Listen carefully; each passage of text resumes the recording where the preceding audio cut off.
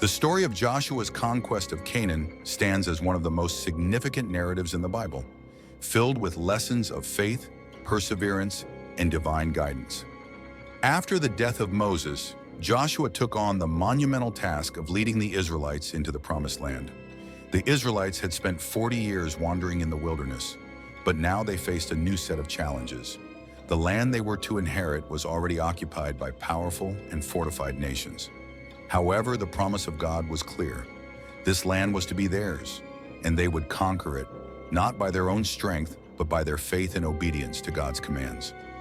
Joshua's leadership, shaped by years of faithful service to Moses, was defined by his unwavering trust in God's guidance. One of the most significant acts of faith was when God instructed him to lead the people across the Jordan River, a seemingly impossible task as the river was at flood stage. But just as God had parted the Red Sea for Moses, he parted the Jordan River for Joshua. The Israelites walked across on dry ground, an act that reinforced God's promise to be with them every step of the way. It was an awe-inspiring reminder that God would make a way even when circumstances appeared insurmountable. The Israelites' first victory in the land of Canaan was the fall of Jericho, a city known for its impenetrable walls. God gave Joshua a strategy that defied military logic. March around the city once a day for 6 days, and on the seventh day, march around 7 times while blowing trumpets and shouting. On the seventh day, the walls of Jericho collapsed, not because of human strength, but by the power of God. This victory demonstrated that success was not a matter of military prowess, but of obedience to God's plan. The Israelites were reminded that God's ways are not our ways, and his power is far greater than anything human ingenuity can produce. However, this victory was followed by a humbling defeat at Ai, a small city that the Israelites believed would be easy to defeat. The failure came as a result of disobedience. Achan, one of the Israelites, had taken items that were devoted to destruction during the conquest of Jericho, violating the command of God. This sin brought defeat upon the entire nation, showing that disobedience has consequences not only for the individual, but for the community as a whole. After Achan's sin was addressed and his repentance accepted, the Israelites returned to Ai, and, under God's direction, were victorious. The lesson here was clear. Integrity and obedience to God's commands were essential for success. Joshua's leadership was not only about military strategy, but also about moral and spiritual guidance. After the conquest of much of the land, the Israelites faced constant temptation to compromise their faith. Many of the nations they conquered were steeped in idolatry and immoral practices, and the temptation to adopt these ways was strong. Joshua, however, remained firm in his commitment to lead the Israelites in faithfulness to God. In his final address to the people, he urged them to remain steadfast in their covenant with God, warning against the dangers of idolatry and complacency. His famous words, "Choose this day whom you will serve," Joshua 24:15, served as a challenge to the Israelites to make a conscious and deliberate choice to follow God. It was a call to commitment and loyalty, not only in times of peace, but also in the face of temptations that would pull them away from God.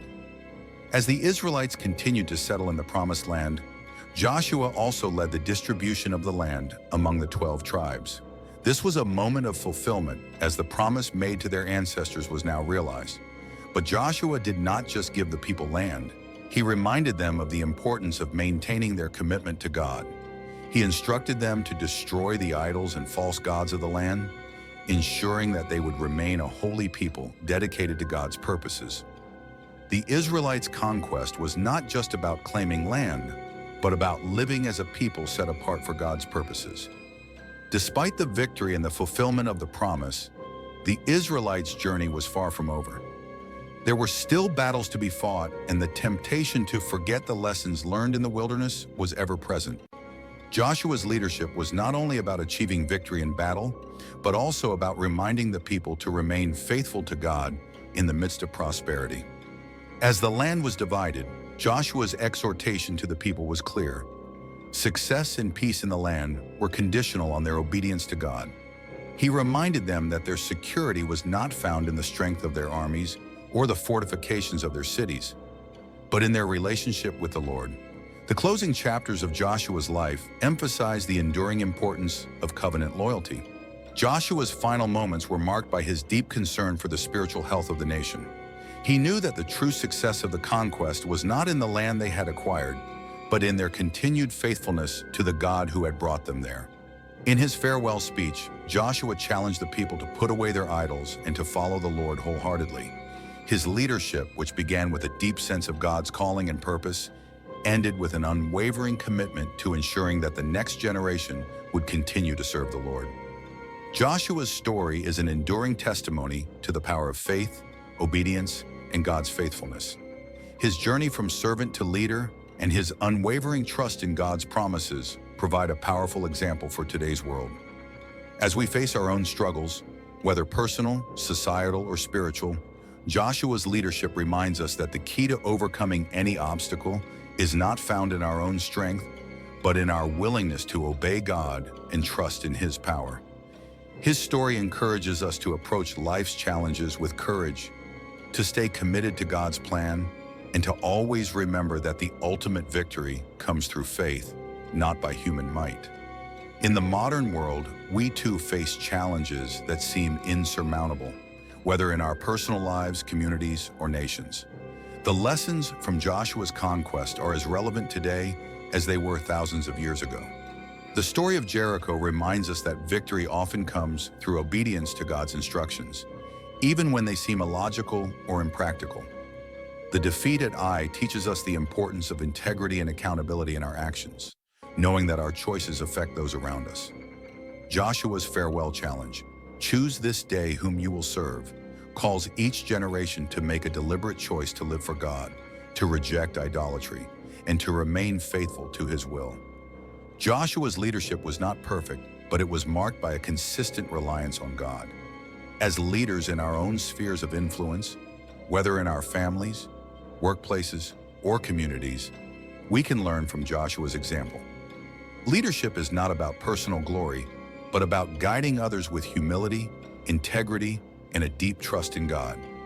Just as Joshua called the Israelites to remember God's faithfulness, we too are called to reflect on the ways God has provided and intervened in our lives, using these memories to fuel our faith and trust as we face future challenges. Ultimately, Joshua's conquest of Canaan is not just a historical account, but a metaphor for the spiritual journey of faith.